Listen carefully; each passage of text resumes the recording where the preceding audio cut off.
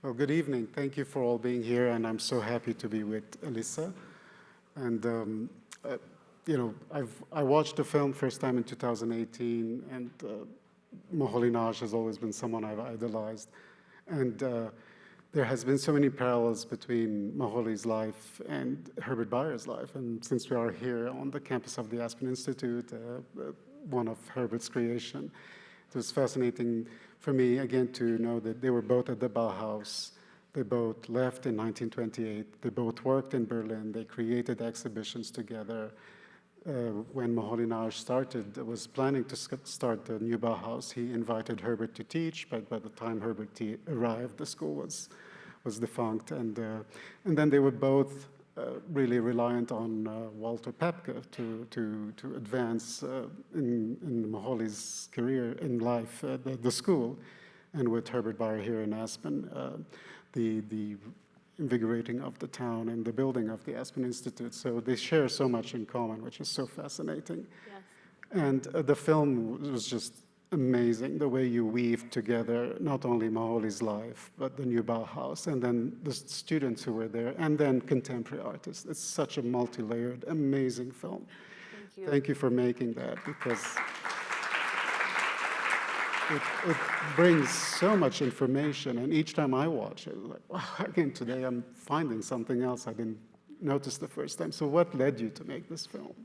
Thank you so much, and thanks everyone for being here to watch it. And it is really special, as I said at the beginning, to show it in this place with this audience. So the film started in, I think it was probably 2016 or 2017, in advance of the Bauhaus Centennial. And my collaborator, Peter Ringbaum, and I had both studied design. He studied graphic design at Cooper Union, and I had studied architecture at Princeton School of Architecture, and then had been working in film, and my first film was about the National Art Schools in Cuba. So I have this interest in art and design and background.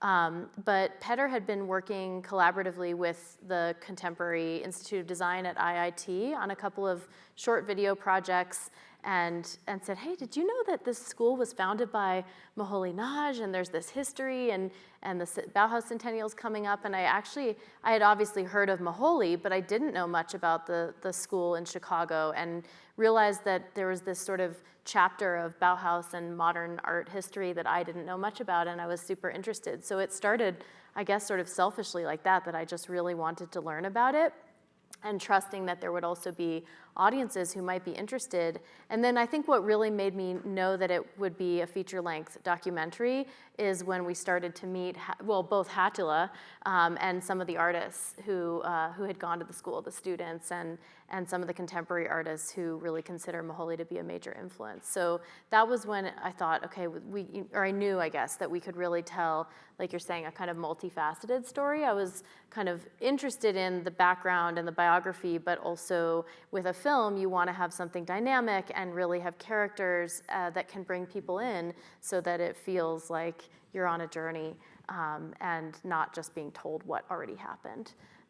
And then, structuring it was like, how can we kind of bring that in, that sort of nonlinear structure, and make it something that Moholy might have been keen on, where we had, it's not just chronological, and we have these sort of moments where you're connecting past and present. So that became, for me, something that was formally interesting for me as a documentary filmmaker.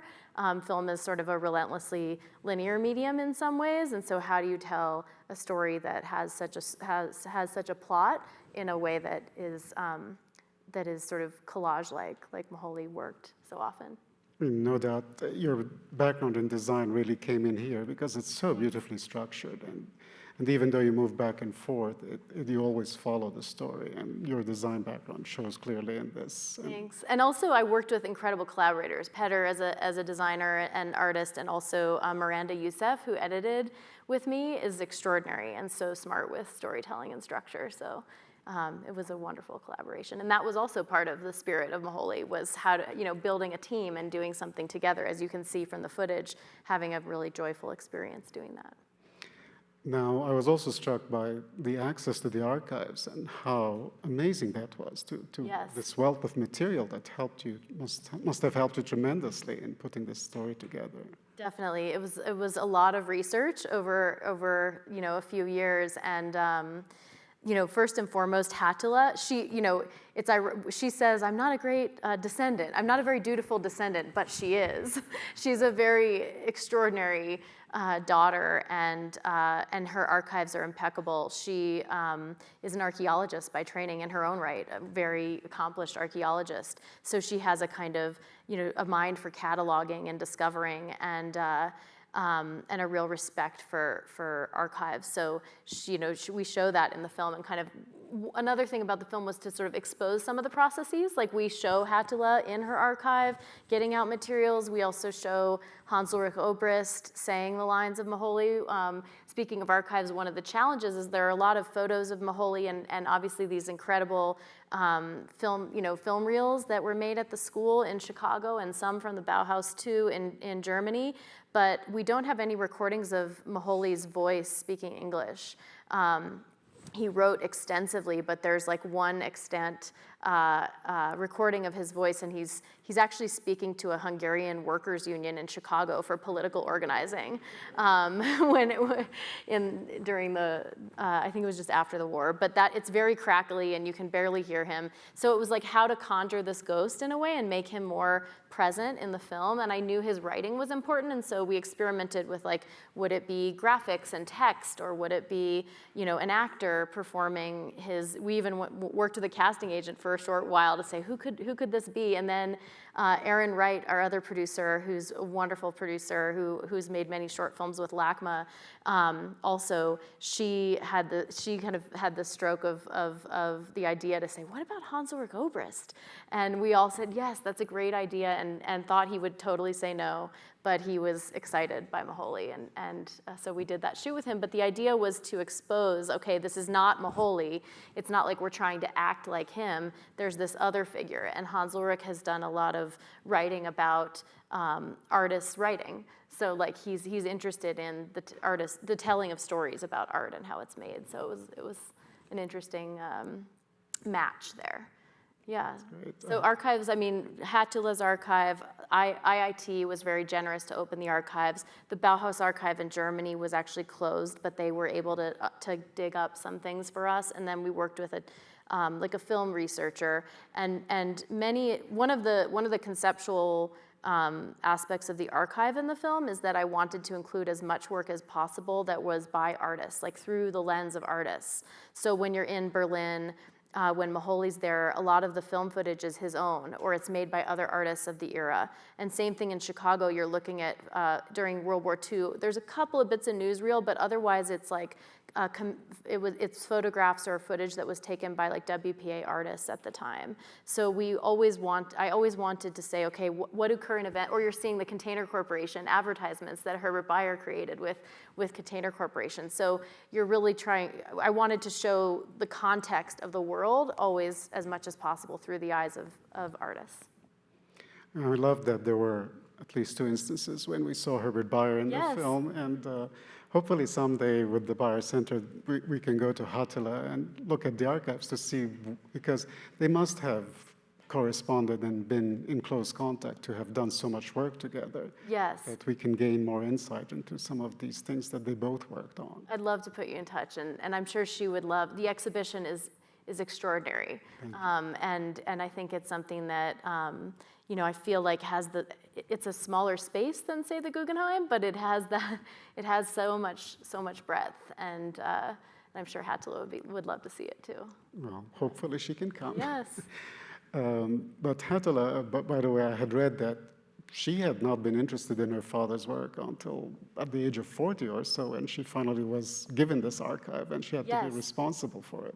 Yeah, there's a theme in the film about legacy. What does it mean to have a legacy as an artist? And so often it is just about this one iconic painting, Picasso's Guernica, or what it is for each artist that is sort of always that iconic work. And I think Moholy almost actively resisted that, and it was always about process and what does it mean to have a legacy that is about ideas, that is about concepts, like the notion of production, reproduction. That's a concept that he wrote about before Walter Benjamin, before the internet, and we're still grappling with these ideas. And what does it mean to have a legacy in the sort of DNA of the artists that you influence and that you teach? And I think Bayer has that as well too, with his legacy being kind of in the way that design and art are incorporated into advertising, into magazines, all of these things, and then also his own practice and just that need to have a kind of a place where you can create that is sort of that is almost sacred, and they really believe that. I think he and Moholy both had that sort of very private, almost eschewing the commercial art world with their own painting and some of the sculptures that they did. And I find that interesting and sort of more compelling in some ways as a legacy, at least than artists who may have been, who may have that one iconic work. And what's interesting with that when you say, I've met Paul Hobson, who was Herbert Bayer's last studio assistant, and he said Joella Bayer, his wife, made sure that nobody disturbed Herbert for a period of 8 hours. That he took his lunch at always the same time, and she gave him that space to create. And then Hattula in the film acknowledges that how important the women in his life were. Yes. And the same with Herbert Bayer. And I so love that she's saying that these ladies need to be given their due respect, because not only of what they gave up, but what they allowed to make happen to the men that they were with. Yes, there's an enrichment that happens and a real collaboration, and at least with Moholy.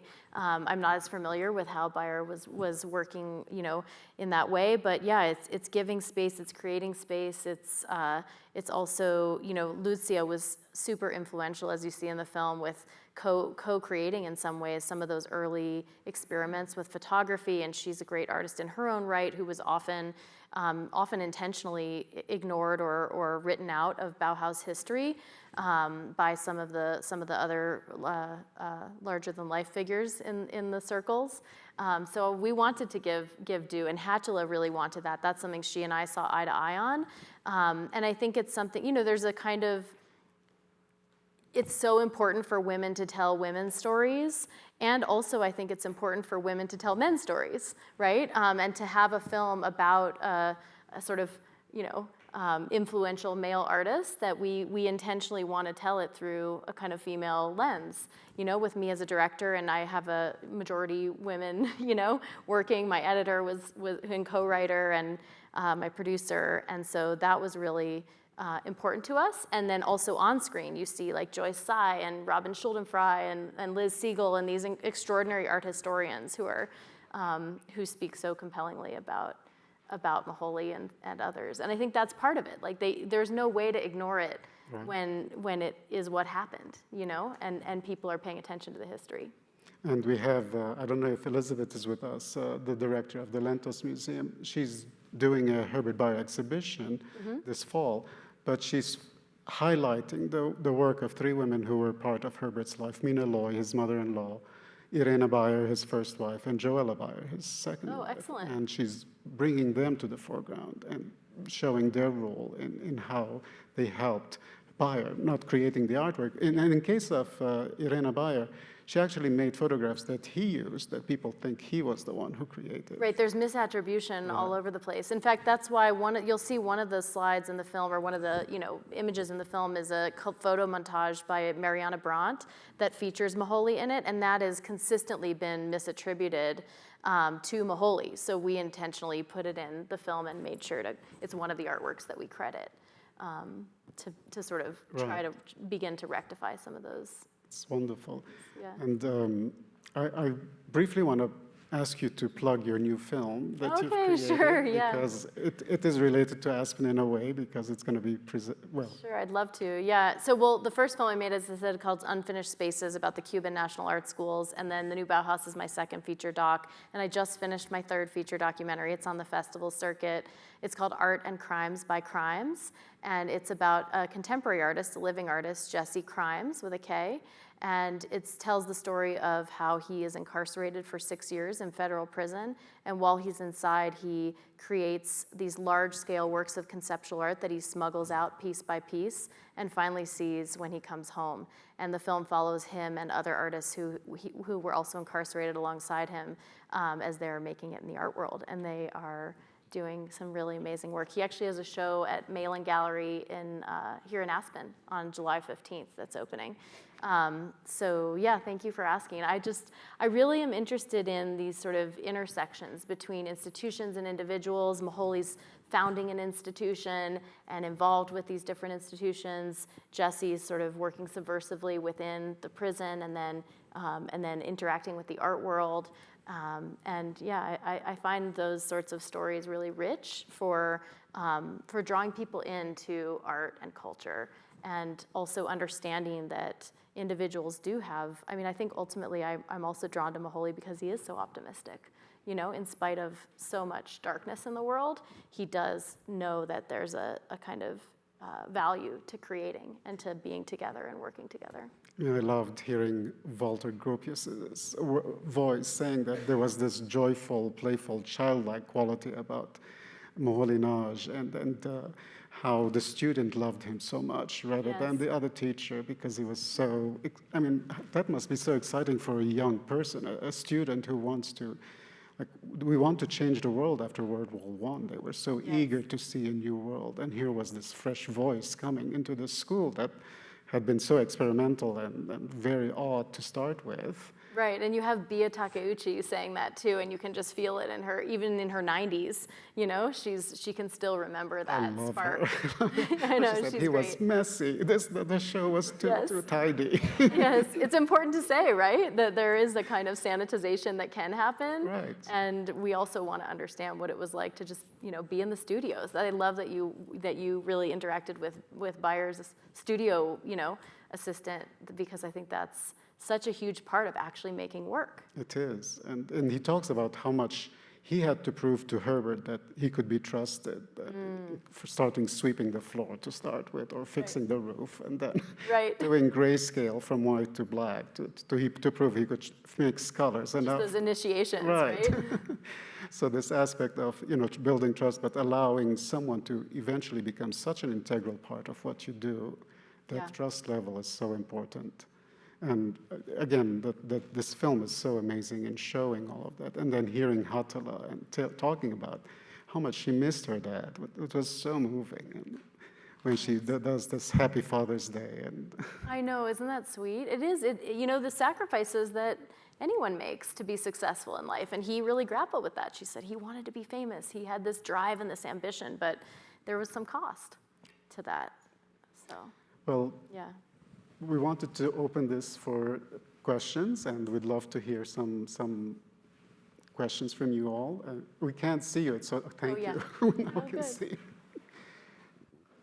Back there, Alysa. Thank you, Alysa and Bernard. And similarly, I've seen this film before, but every time I now see it, I do pick up on new things. Thank you so much. I wanted to ask you, Alysa, the contemporary artists that you chose, Barbara Kasten, Oliver Lyson, all those, did you select them? How did they come about? Was it because you had noticed that they had influences, or how did that happen? How did you choose them? Yeah, so each one has their own story, I guess I won't go into all of them, but generally they were either folks who Hatala had connected us with or had done sort of either written about Moholy. So we did and there are many more artists, obviously, who are influenced by Moholy. Jan Tiki is based in Chicago and teaches at the Art Institute, and he really directly references Moholy in his work, so that was important to us. And each one also represents a kind of different thread, in a way, of Moholy, right? So Tiki is doing photography, and he's doing teaching at the Art Institute. And Barbara Kasten is kind of doing these sculptural works and with light, and then Olafur is doing more of the sort of light, like the light space modulator work, where it's like interactive, performative.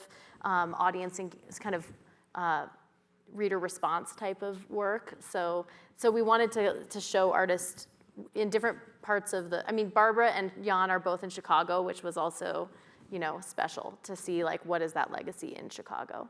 And Barbara Crane, the photographer, and Kenneth Josephson. So the focus of the film is definitely on Chicago, so that was part of that as well. But yeah, good question, and there are so many others. Hi. I thought the documentary was wonderful in the way Thank you. composed it to almost invite the viewer to think about what's not there beyond what's just seen was wonderful. But in that same light, I wonder, in your own research and engagement with the artwork, what was the relationship with the new Bauhaus and the Chicago Black Renaissance movement? Yeah. That was happening at the same time, because I think that was something that I didn't quite see in the film. And it is Chicago at the time, which I was wanting more. I know there's so much more in Chicago at the time, isn't there? And thank you for saying that, because I think we did want to suggest that there is a lot outside the frame, and that this is like this is a pretty specific slice of what was happening. I mean, the truth that we could find is that there wasn't a whole lot of interaction. Things were fairly segregated at the time. A really good book is Tom Dyja, who's in the film, Thomas Dyja, a book called The Third Coast. And he has a chapter on Moholy, but he also deals with artists who were part of the Chicago, Black Renaissance at the time. And that so you're getting a sense of how things are happening all at once, and also in some ways how separate it is and how segregated. And so that's really part of it. And we had to make the choice between having sort of awkward acknowledgement of that or having a 3-hour film, which we couldn't do either, because it really deserves, so much of its own storytelling. But that is a reality of the time. And if you find anything out about actual, points of connection or people who were reaching out to each other artistically, I would be the first one to love to know. Yeah. No other questions? Well, anything else you'd like to add? No, the website for the film is thenewbauhaus.com. If anybody wants to share it with friends, it's out there. And you can also see it online. And just thank you so much. I'm just taking it in to be in this room and very grateful. So, Well, thanks. thank you so much.